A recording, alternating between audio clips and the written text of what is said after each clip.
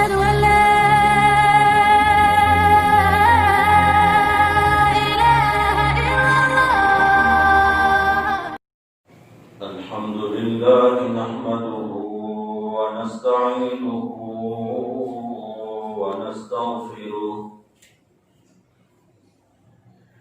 ونستغفره ونؤمن به ونتوكل عليه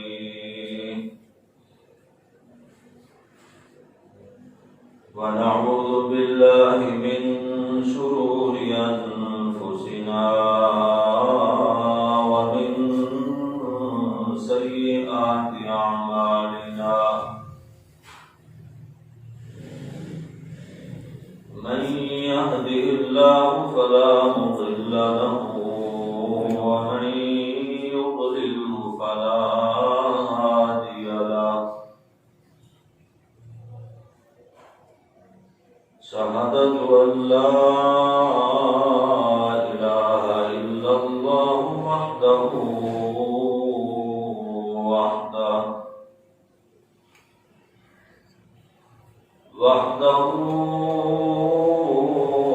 لا شريك له وأشهد أن محمدا عبده ورسوله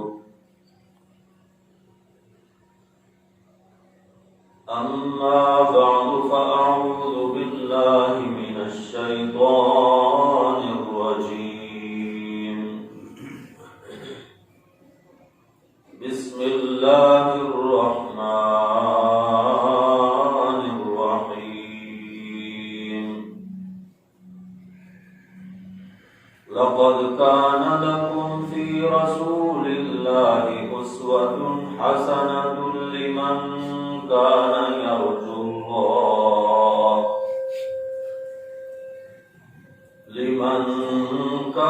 يرجو الله واليوم الآخر وذكر الله كثيرا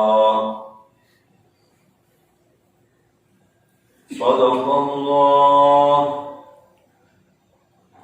وصدق رسوله النبي الأمين الكريم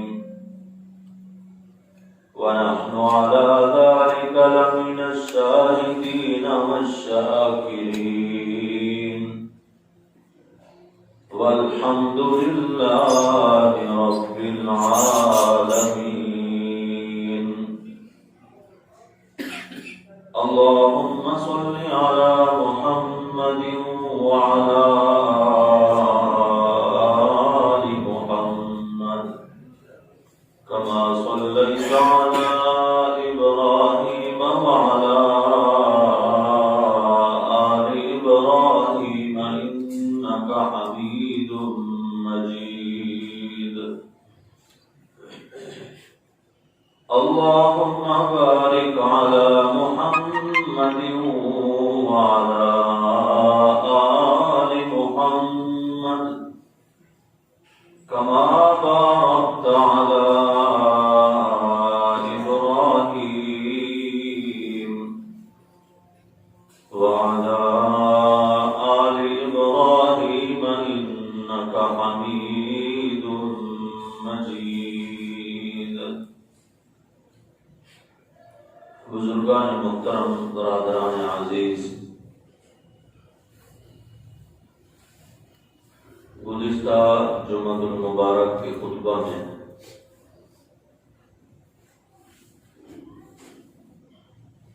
یہ گفتگو ہوئی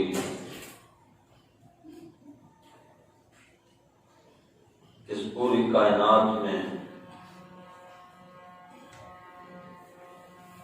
کوئی خطہ ایسا نہیں ہے اور کوئی لمحہ ایسا نہیں جس لمحے اس دنیا میں کسی نہ کسی خطہ میں، کسی ملک میں، کسی علاقے میں نبی اکرم صلی اللہ علیہ وسلم کا ذکر خیر نہ ہو رہا ہو۔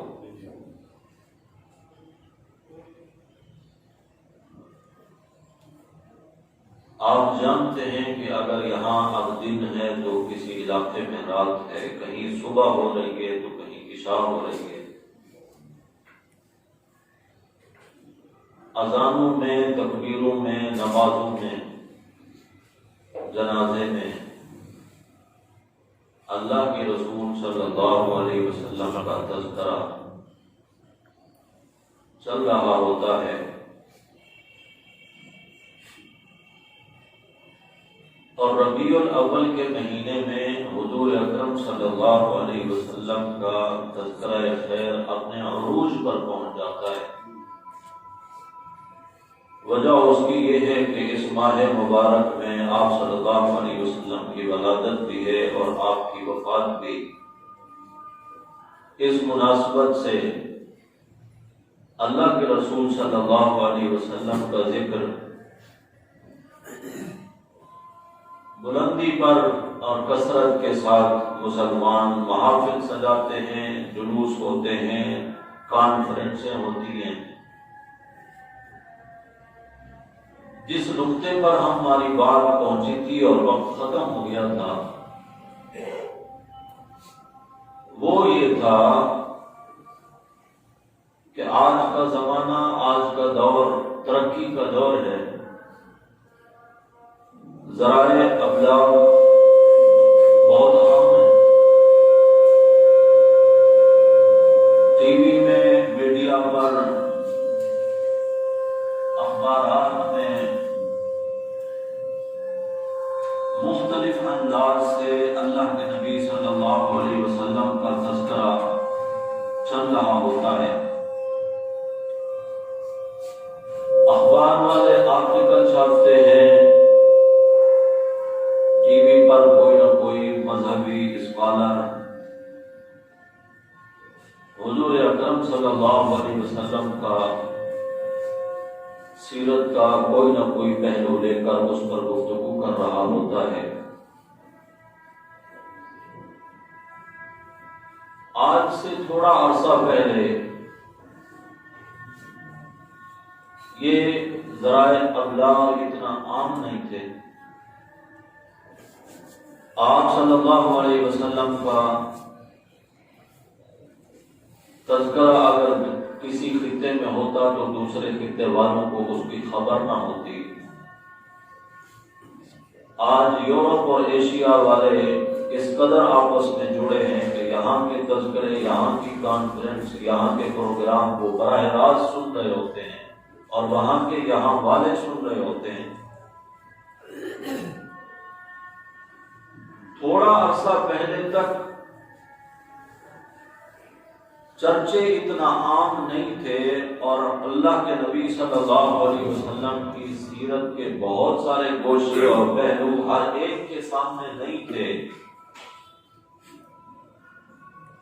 آج ہر چیز عیاں اور روشن اور واضح ہو چکی ہے۔ چاہیے تو یہ تھا کہ آج کے دور کا مسلمان پہلے والے مسلمانوں سے آگے بڑھتا اور اللہ کے نبی صلی اللہ علیہ وسلم کی سیرت کے جس گوشے کا اس کو پتہ چلتا اور علم ہوتا وہ اس پر عمل کرتا۔ لیکن ہم یہ دیکھ رہے ہیں کہ جلسے زیادہ ہو رہے ہیں، جلوس بڑھ رہے ہیں، کانفرنسیں، سیمینار بہت ہو رہے ہیں اور سیرت ہماری پست ہوتی جا رہی ہے۔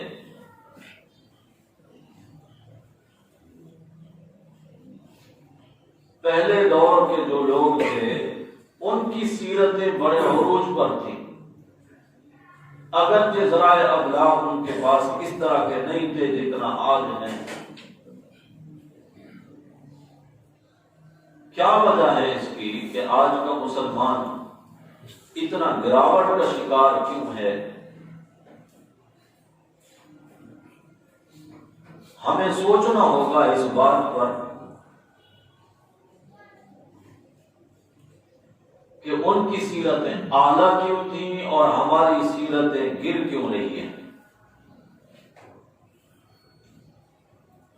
آج سے تھوڑا عرصہ پہلے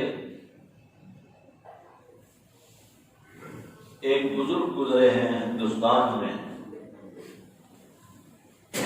حکیم الامت مولانا اشرف علی تھانوی رحمۃ اللہ علیہ،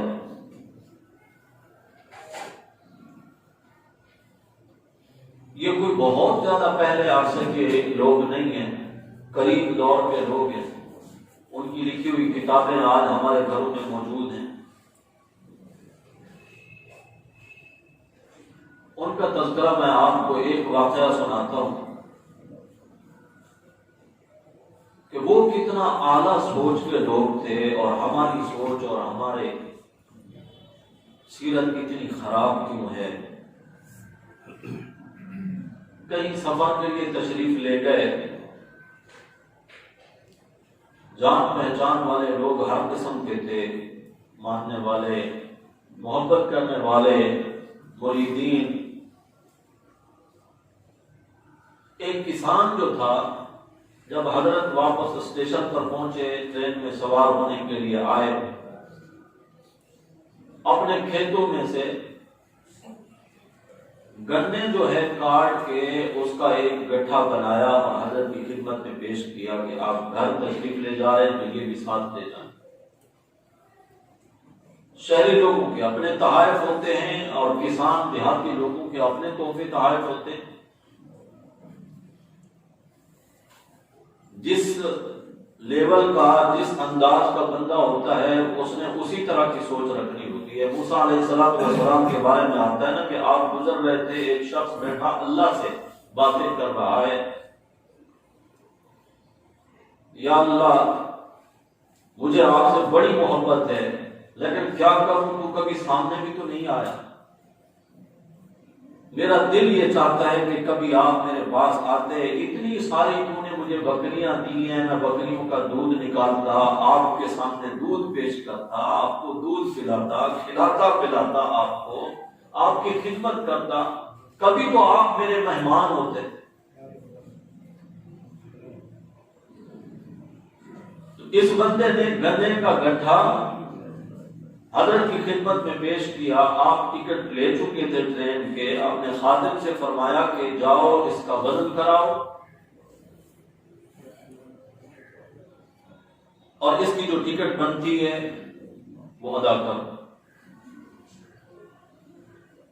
ٹرین کے جو وہ ٹکٹ چیکر ہوتے ہیں، گارڈ کہتے ہیں ان کو، ٹی ٹی کہتے ہیں، وہ بھی حضرت کے جاننے والے تھے اور مریدین میں سے تھے۔ انہوں نے کہا حضرت کس کا اب کیا وزن کرانا ہے اور کیا ٹکٹ کرانی ہے، آپ اس کو ایسے ہی لے جائیں، ہم آپ کے ساتھ ہی ہیں ٹرین میں، ٹکٹ ہم نے چیک کرنی ہے، سامان کے بارے میں، اس کے وزن کے بارے میں پوچھ گچھ والے تو ہم ہیں، جب ہم آپ کے ساتھ ہیں تو پھر آپ کو کیا پرواہ۔ فرمایا بھائی میں نے آگے جانا ہے۔ یہ جملہ ظاہر نہیں ہونا چاہیے، اس کی گہرائی میں جائیے گا۔ گارڈ نے یہ سمجھا کہ آپ کہنا یہ چاہتے ہیں کہ جس جنکشن تک یہ گاڑی جائے گی میں نے اس سے اتر کے دوسری گاڑی میں جانا ہے۔ تو اس نے کہا حضرت کوئی اس کی بھی آپ کو پریشانی کی کوئی بات نہیں، آپ جب اتریں گے تو اگلے گارڈ سے میں بات کر دوں گا، وہ بھی آپ کو بحفظ و امان جہاں تک آپ نے جانا ہے وہاں لے جائے گا۔ فرمایا بھائی میں نے اس سے بھی آگے جانا ہے۔ تو اس نے کہا حضرت وہ گاڑی جو اگلے جنکشن سے چلے گی وہ تو ہندوستان کے آخری اسٹیشن تک جاتی ہے، اس سے آگے تو کوئی ٹرین ہے نہیں۔ تو فرمایا بھائی میں نے اس جگہ جانا ہے جہاں یہ گارڈ، ٹی ٹی، کلی کوئی بھی کام نہیں آئیں گے،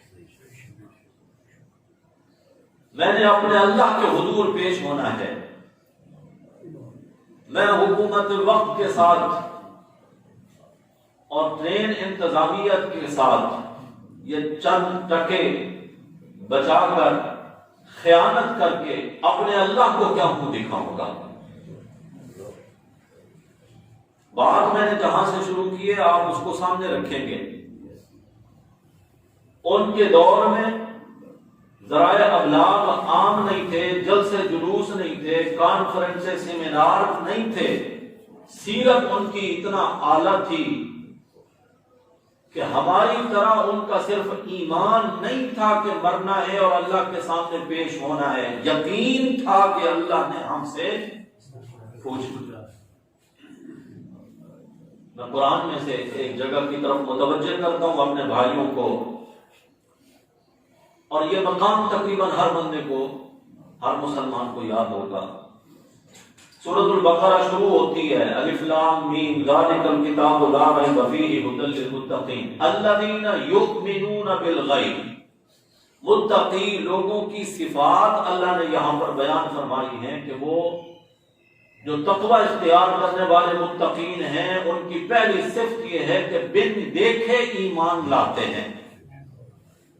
اللہ کو دیکھا نہیں ہے، اور ہم نے تو نبی پاک صلی اللہ علیہ وسلم کو بھی نہیں دیکھا، اور قرآن کو نازل ہوتے ہوئے ہم نے نہیں دیکھا، پھر پل صراط کو، میزان کو، حشر نشر کو ہم نے نہیں دیکھا، لیکن ہمارا ایمان ہے۔ یؤمنون بالغیب، یہ یؤمنون کا جملہ ذہن میں رہے، دیکھے ایمان لانے والے ہیں۔ اور اگلی آیت میں الذین یؤمنون بما انزل الیک وما انزل من قبلک، اور وہ ایمان لائے ہیں اس کتاب پر جو آپ پر نازل ہوئی یا آپ سے پہلے انبیاء علیہ السلام پر جو کچھ وحی نازل ہوئی اس پر بھی ان کا ایمان ہے۔ وَبِالْآخِرَةِ هُمْ يُوقِنُونَ، اور آخرت کے دن پر بھی ایمان لائے ہیں؟ نہیں۔ وَبِالْآخِرَةِ هُمْ يُوقِنُونَ، آخرت کے دن پر یقین رکھتے ہیں۔ پہلے یؤمنون کی بات تھی، یؤمنون بالغیب، یؤمنون بما انزل الیک، ایمان رکھتے ہیں، ایمان رکھتے ہیں، لیکن جیسے ہی حشر نشر کے دن، یوم آخرت کے دن، قیامت کے دن کی بات آئی تو اللہ ایمان والوں کی صفت جو بیان فرما رہے ہیں وَبِالْآخِرَةِ هُمْ یوقنون، آخرت کے دن کا یقین ہے ان کو۔ ہمارا ایمان ہے، صرف یقین نہیں ہے۔ بھائی کا جب انتقال ہو جاتا ہے، وراثت میں اس کے بچوں کا جو حصہ ہوتا ہے، جو چچا اور پھوپھیاں مل کر اپنے یتیم بھانجوں بھتیجوں کا حصہ اور حق غصب کرنے کی کوشش کرتے ہیں، یا اچھی جائیداد خود لے لیتے ہیں، ناکارہ ان کے حصے کے لیے رکھ چھوڑتے ہیں، ناجائز تصور ان کے تصرف کرتے ہیں، ان کے اموال کا یتیموں کے حصوں میں سے ان کا حق کھا جاتے ہیں۔ کیا خیال ہے ایسے چچا کا ہے یقین کہ میں نے اللہ کے سامنے پیش ہونا ہے اور اللہ کو جواب دینا ہے؟ اگر یقین ہوتا تو وہ ایسا کرتا؟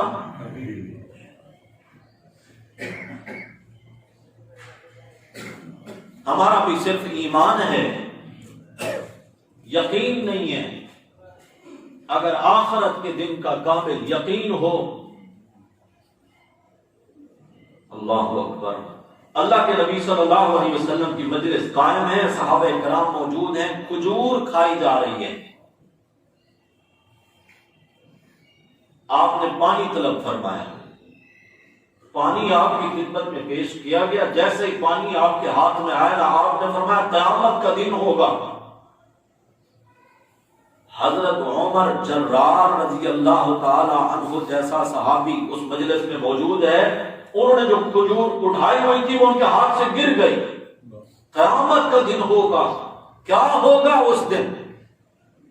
حضور اکرم صلی اللہ علیہ وسلم نے فرمایا قیامت کا دن ہوگا، جو کھجور تم نے کھائی ہے اور پھر ٹھنڈا پانی پیا ہے، اس کا اللہ تم سے حساب لیں گے، اللہ کو جواب دینا ہوگا۔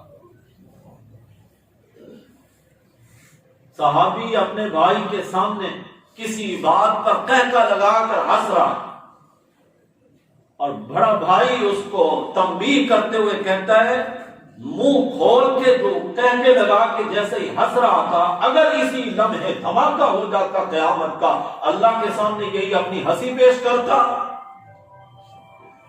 یہ باتیں کیوں کرتے تھے صحابہ؟ کہ ان کا یقین تھا کہ قیامت کا دن قائم ہونا ہے، احکم الحاکمین کی عدالت لگے گی، پیشی ہوگی، اور اس نے کہہ رکھا ہے ثم لتسألن یومئذ عن النعیم، ہر نعمت کے بارے میں پوچھوں گا، کون ہے جو اللہ کے سوال کرنے پر جواب دے سکے؟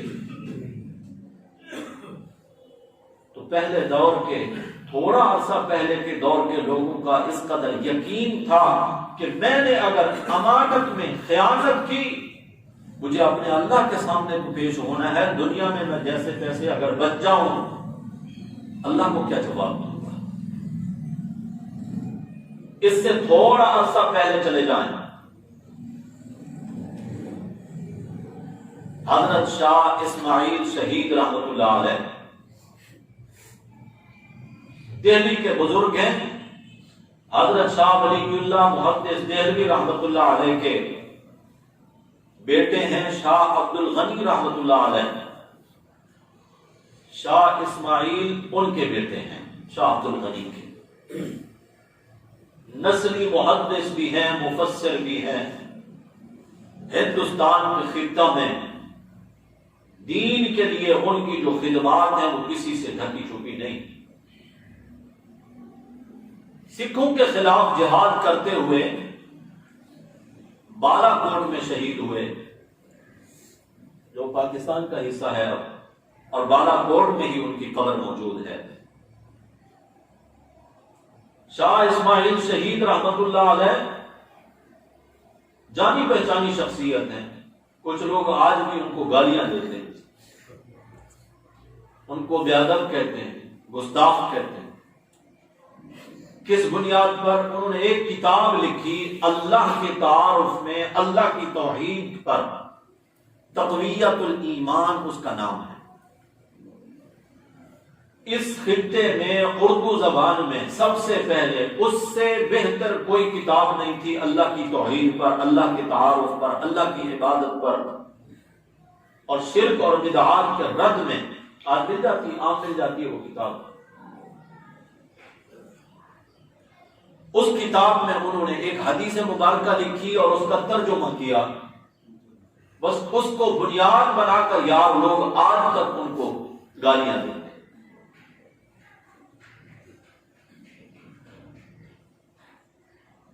ان کا جہاد تو سکھوں کے خلاف تھا، لڑے بھی وہ سکھوں سے، شہید بھی سکھوں کے ہاتھوں ہوئے، تمہارا کیا بگاڑ ہے کہ تم ان کو گالیاں دیتے ہو؟ میں سنا دیتا ہوں، وہ حدیث بھی سنا دیتا ہوں جو انہوں نے لکھی، اور اسی کا اردو میں ترجمہ کیا۔ آپ نے وہ حدیث سن رکھی ہے سب نے، انہوں نے وہی حدیث لکھی۔ اللہ کے رسول صلی اللہ علیہ وسلم کی خدمت میں صحابہ کرام حاضر ہوئے، یا رسول اللہ ہم باہر ملکوں میں گئے ہیں، وہاں کے بادشاہوں کے درباروں کے مناظر ہم نے دیکھے ہیں، دربار لگتا ہے، لوگ آتے ہیں، ادب اور تعظیم میں ان کے سامنے سجدہ ریز ہو جاتے ہیں، جھک جاتے ہیں، ان کی بادشاہت بھی جھوٹی۔ آپ تو دونوں جہانوں کے بادشاہ ہیں اور سچی بادشاہت ہے، نبیوں کے سردار اور امام ہیں، آپ ہمیں اجازت دیں ہم آپ کی تعظیم میں آپ کے سامنے جھک جایا کریں۔ حضور اکرم صلی اللہ علیہ وسلم، طویل حدیث ہے، میں اپنے مطلب کی بات سناتا ہوں جس بات پر ان کو مطعون کیا جاتا ہے۔ آپ نے فرمایا اعبدوا ربکم، کیا معنی ہے اس کا؟ عبادت کرو اپنے رب کی۔ جھکنا، سجدہ کرنا یہ عبادت ہے، عبادت کا انداز ہے، اور عبادت کے لائق کون ہے؟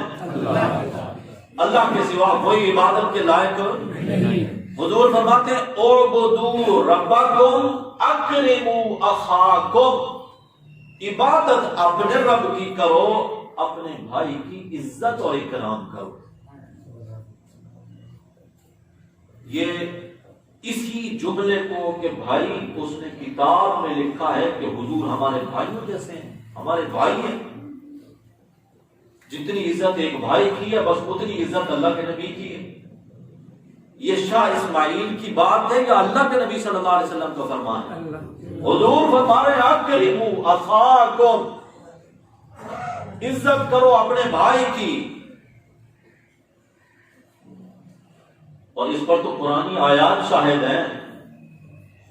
آپ سورۃ الاعراف پڑھیں، سورہ ہود پڑھیں، اِلَىٰ عَادٍ أَخَاهُمْ هُودًا، ہم نے قوم عاد کی طرف ان کے بھائی ہود کو نبی بنا کر بھیجا۔ اِلَىٰ ثَمُودَ أَخَاهُمْ صَالِحًا، ہم نے قوم سمود کی طرف ان کے بھائی صالح علیہ السلام کو نبی بنا کر بھیجا۔ اِلَىٰ مَدْيَنَ أَخَاهُمْ شُعَيْبًا، ہم نے مدین والوں کی طرف ان کے بھائی شعیب علیہ السلام کو نبی بنا کر بھیجا۔ تو اللہ نے یہ گستاخی کر دی، نبی کو ان کا بھائی قرار دیا۔ اور یہ بات بھی ذہن میں رہے کہ قوم عاد، قوم سمود اور قوم شعیب کافر ہیں، کافر۔ اللہ خود اپنے نبیوں کو ان کا کیا قرار دے رہے ہیں؟ یہ گستاخی ہے، یہ بے ادبی ہے۔ آئیے میں آپ کو نبی پاک صلی اللہ علیہ وسلم کا فرمان بھی سنا دیتا ہوں اس بات پہ۔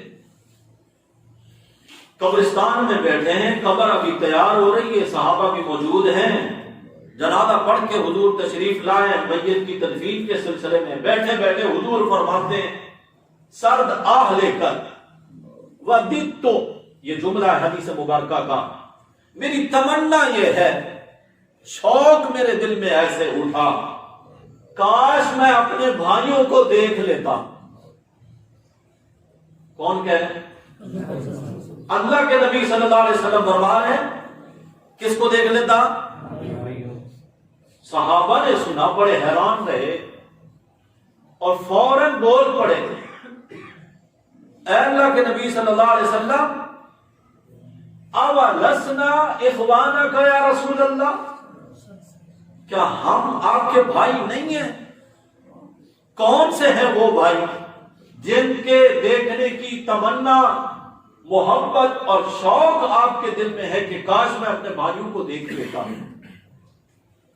حضور فرماتے ہیں نہیں، تم تو میرے ساتھی ہو، اصحابی، میرے ساتھی ہو، صحبت یافتہ ہو، تم تو وہ ہو نا جنہوں نے چاند کو دو ٹکڑے ہوتے ہوئے دیکھا ہے، تم وہ ہو جنہوں نے کنکریوں سے میری شہادت کے کلمے سنے ہیں، تم تو وہ ہو جنہوں نے میرے لعاب ڈالنے کی وجہ سے کڑوے کنویں کو میٹھا ہوتے ہوئے دیکھا ہے، تم تو وہ ہو جنہوں نے درختوں کو مجھ سے کلام کرتے ہوئے دیکھا ہے اور مجھے سلام کرتے ہوئے دیکھا ہے، تم تو وہ ہو جنہوں نے جانوروں سے بھی میری شہادت کی گواہیاں سنی ہیں۔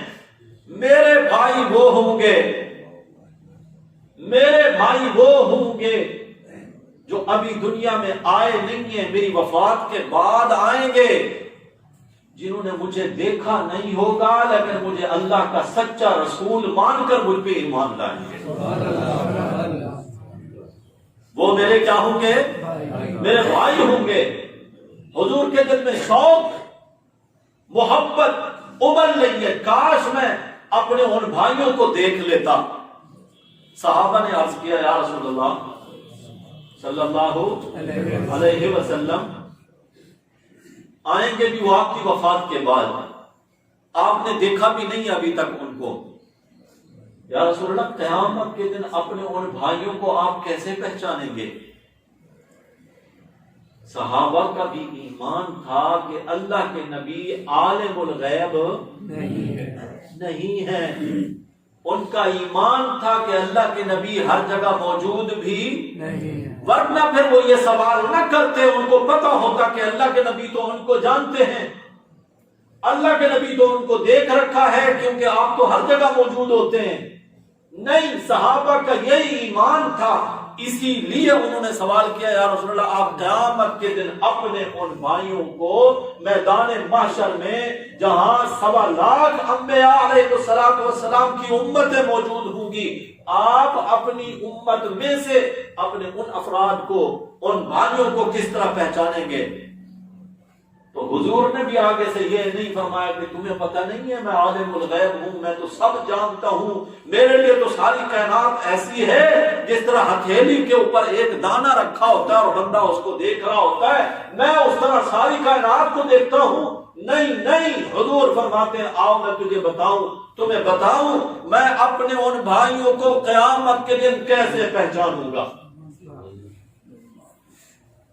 فرمایا میں ان کو اعضائے وضو کے چمکنے کی وجہ سے پہچان لوں گا. اعضائے وضو چمکیں گے.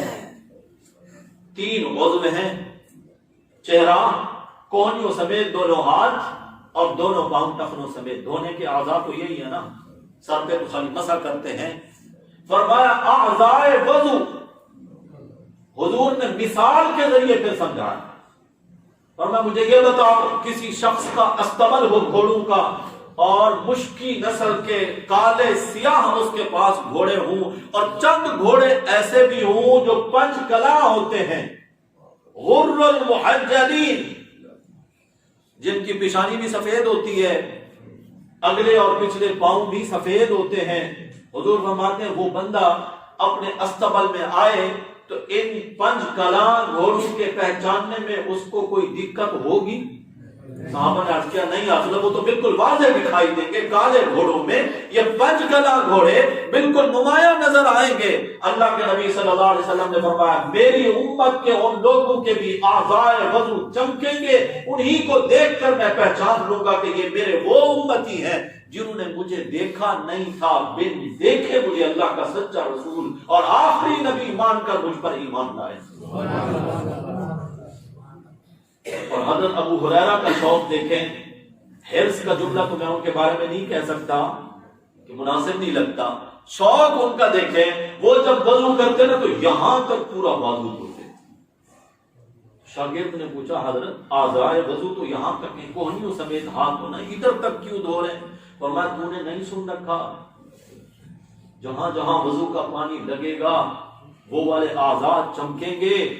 میں چاہتا ہوں کہ میرا ہاتھ ادھر تک نہ چمکے، پورا ہاتھ میرا چمکے اور حضور دور سے مجھے پہچان لے کہ میرا امتی آ رہا ہے.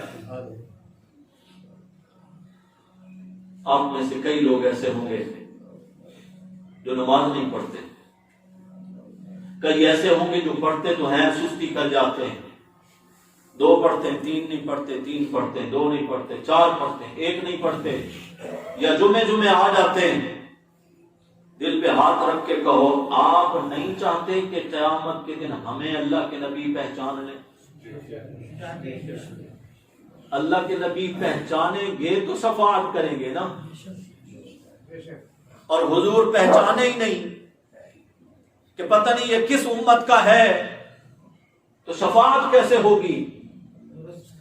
ہر شخص یہ چاہتا ہے نا، ہر مسلمان، کہ قیامت کے دن اللہ کے نبی میری شفاعت کریں اللہ کے دربار میں اور میری بخشش ہو جائے. تو آج اللہ کے ساتھ دل میں یہ عہد کریں نماز نہیں چھوڑیں. آپ ارادہ کریں، دیکھیں اللہ آپ کو توفیق عطا فرمائیں گے. اعضائے وضو چمکیں گے، اللہ کے نبی پہچان لیں گے میرا امتی ہے، اور حضور شفاعت کریں گے، اللہ بخشش کا فیصلہ فرما دیں گے. میں نے بات جہاں سے شروع کی، حضور نے بھائی قرار دیا ہے. بھائی کہنے سے یہ تو اپنے اپنے بنا لیے نا تقدس کہ بھئی یہ بات محبت میں ہے اور یہ بات گستاخی میں ہے. یہ اپنے لیول بنائے ہوئے نہیں چلتے شریعت میں. جو چیزیں قرآن و حدیث سے ثابت ہیں ان کو تم گستاخی قرار دو، بے ادبی قرار دو. آپ نے دیکھا نہیں ہے کئی پیر ایسے ہوتے ہیں جب وہ کسی مجلس میں موجود ہوں ان کے لیے الگ سے تخت لگا ہوتا ہے اور مرید سامنے یوں جھک کے کھڑے ہوتے ہیں ہاتھ باندھ کے، اور کسی نے واپس جانا ہو تو الٹے قدموں کہ پیٹھ نہ ہو، اور بات کریں گے تو اتنی آہستہ کہ حضرت کی آواز سے میری آواز اونچی نہ ہو۔ شاید لوگ یہ سمجھتے ہیں کہ اللہ کے نبی صلی اللہ علیہ وسلم بھی ایسے ہی تھے۔ آؤ میں بتاتا ہوں۔ دیہاتی آیا دور دراز کے علاقے کا، میرے نبی صلی اللہ علیہ وسلم سے ملنے کے لیے، آپ کو کبھی نہیں دیکھا تھا، سن رکھا تھا لوگوں سے کہ مدینہ میں ایک شخص آیا ہے جس نے نبوت کا دعویٰ کیا ہے۔ وہ پہلی بار آیا مسجد نبی شریف میں، حضور بھی موجود ہے، صحابہ بھی موجود ہیں۔ وہ آ کر پوچھتا ہے من منکم اسمہ محمد، تم میں سے محمد کون ہے صلی اللہ علیہ وسلم۔ کیوں پوچھنا پڑا اس کو؟ حضور کے لیے تخت تھا، صحابہ یوں کھڑے تھے، الٹے قدموں چل رہے تھے، تب اس کو پوچھنے کی کیا ضرورت ہوتی؟ اور یہ پیروں کے پیر ہیں، مرشد کائنات ہیں، جن سے بڑا مرشد اللہ نے بنایا نہیں۔ وہ مرشد اپنے مریدوں میں گھل مل کے بیٹھتے تھے، کوئی پہچان نہیں سکتا تھا باہر سے آنے والا کہ ان میں نبی کون ہے اور امتی کون ہے۔ میرے نبی کی سیرت تو یہ ہے، تم نے اپنے محبت کے معیار بنائے ہیں۔ ایک خیالی طور پر نالین کا نقش آپ نے دیکھا ہے، پوسٹر، سٹیکر، اس کو یہاں امامے کے اوپر سجاتے ہیں، کوئی یہاں دل کے ساتھ لگاتا ہے، جو کہ ثابت نہیں ہے صحیح سند کے ساتھ۔ آپ اس کو اللہ کے نبی صلی اللہ علیہ وسلم کے مبارک نالین تک نہیں پہنچا سکتے، ایک تصور ہے۔ اس کو چومتے ہیں، سینے سے لگاتے ہیں، ماتھے پہ سجاتے ہیں۔ تم نے تو ایک خیالی محبت بنائی ہے۔ اور بھائیوں، صحابہ کے سامنے تو میرے نبی صلی اللہ علیہ وسلم کی اصلی نالین مبارک تھی۔ ہے کوئی مائی کا لال جو ثابت کرے کسی صحابی نے میرے نبی صلی اللہ علیہ وسلم کے مبارک جوتے اٹھا کر سر پہ رکھے ہوئے؟ اصلی جوتے، اصلی نالین مبارک۔ صحابہ نے تو ایسا نہیں کیا۔ اس لیے ایسا نہیں کیا کہ وہ سمجھتے تھے حضور کے نالین کی تشبیہ بنا کر سینے سے لگا لینا یہ محبت کی دلیل نہیں ہے۔ حضور کی سنت کو آنکھوں سے لگا کر اس پہ عمل کرنا یہ محبت کی دلیل ہے۔ ہمارے ہیں خالی کھوکھلے دعوے، ہمارے ہیں خالی کھوکھلے دعوے، اور اپنے معیار اور تقدس اور محبت کے لیبل بنائے ہیں، اور اسی کی بنیاد پر کسی کو گستاخ کہہ دیا اور کسی کو بے ادب کہہ دیا۔ تو شاہ اسماعیل شہید رحمت اللہ علیہ کی میں بات کر رہا تھا۔ وہ لوگ سیرت کے کتنا قریب تھے اور کتنا عمل پیرا تھے۔ حضرت شاہ اسماعیل شہید رحمت اللہ علیہ ایک دفعہ دہلی کی جامع مسجد میں واعظ فرما رہے تھے اللہ کی توحید پر، اور بتا رہے تھے لوگوں کو کہ اللہ نے قرآن میں یہ بات بیان فرمائی ہے کہ عبادت کے لائق اللہ کی ذات ہے، اور ہر قسم کی عبادت اللہ کے لیے خاص ہے، جانی عبادت ہو، زبانی عبادت ہو، مالی عبادت۔ اور فرمانے لگے کہ جو تم غیر اللہ کے نام کی نیاز کرتے ہو یہ مالی عبادت ہے، اور عبادت کے لائق کون ہے؟ یہ بات بیان فرمائی۔ ایک عورت وہاں رہتی تھی بڑی تیز ترار قسم کی، جو نیازیں کرتی تھی، اور ہیں تو یہ سارے پیٹ کے چکر ہی ہیں، مولوی کبھی اس لیے نہیں بتاتے، کھانے پینے کے چکر ہے نا۔ کھانا مل جاتا ہے جمعرات کے نام پہ، سوئم کے نام پہ، چہلم کے نام پہ، کل شریف کے نام پہ، پتہ نہیں کیا کیا نام رکھے ہیں، شب برات کے نام پہ، شب معراج کے نام پہ، اور ربیع الاول کے میلاد کے نام پہ کھانے پینے کے چکر ہیں۔ دلائل تو اس کے پیچھے کچھ ہے نہیں، اس لیے وہ لوگوں کو حق بتاتے نہیں ہیں کہ پھر ہمارا کھانا پینا کہاں سے آئے گا۔ کسی کی ایک ہی میت ہو جاتی ہے تو 40 دن تک تو مزے ہو جاتے ہیں، اتنے میں پھر کوئی اور بھی مر جاتا ہے، پھر سلسلہ چل پڑتا ہے۔ اور قوم نے بھی بنا رکھا ہے کہ 7 جمعرات ہیں، 7 کھانے بنانے ہیں اعلیٰ قسم کے۔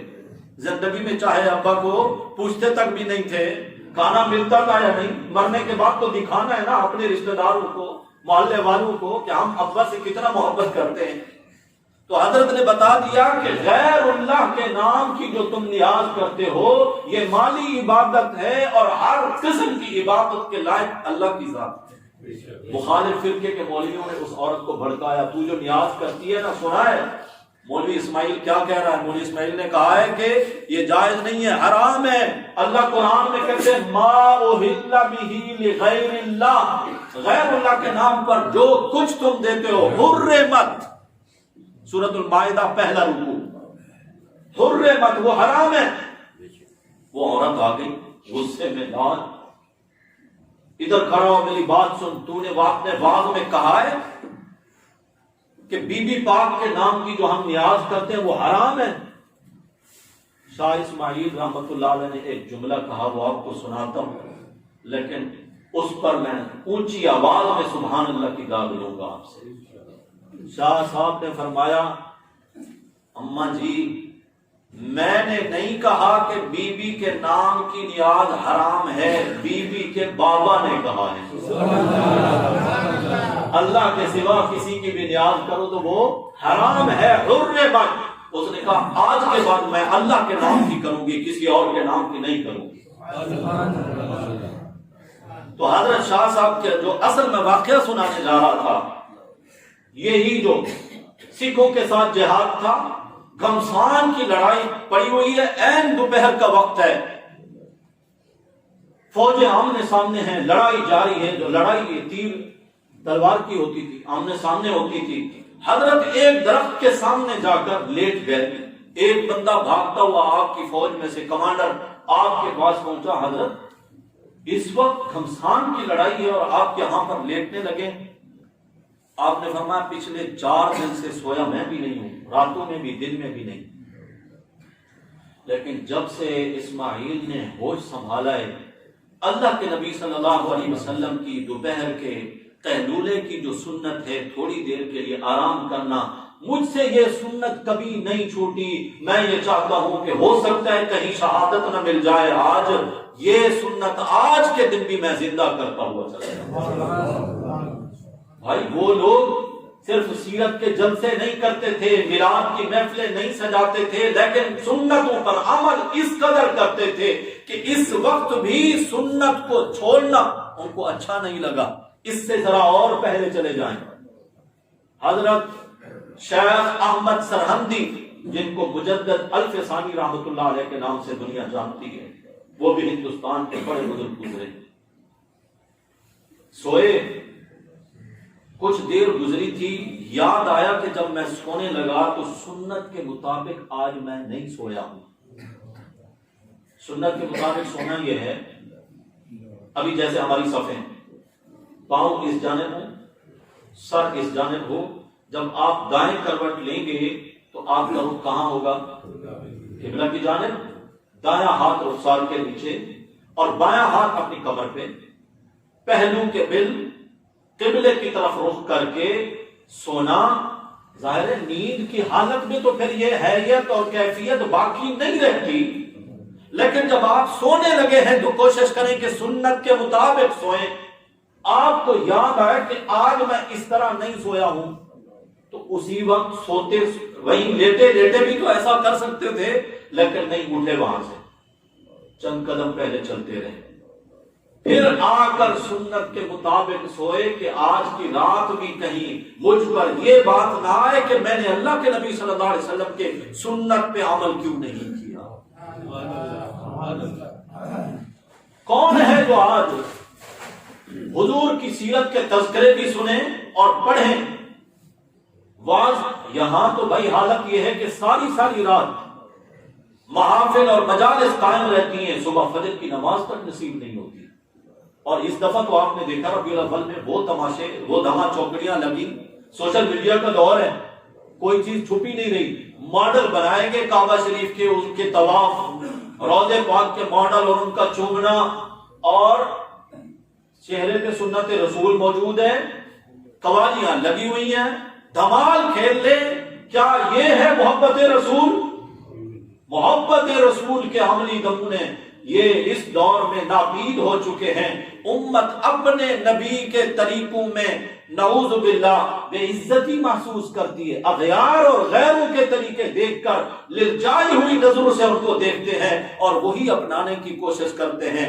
میرے بھائیوں، میری دعوت فکر اپنے بھائیوں کے لیے یہ ہے، نبی کریم صلی اللہ علیہ وسلم کی سنت اور آپ کی اتباع اور آپ کی سیرت وہ ہے ہمارے لیے دونوں جہانوں کی کامیابی۔ اگر حضور کے طریقے سے ہٹ کر زندگی گزاری دونوں جہانوں کا خسارہ اور نقصان ہے۔ زندگی باقی رہی تو انشاءاللہ آگے باتیں ہوں گی۔ اللہ ہم سب کو عمل پیرا ہونے کی توفیق نصیب فرمائے۔ آخر دعوانا ان الحمدللہ رب العالمین۔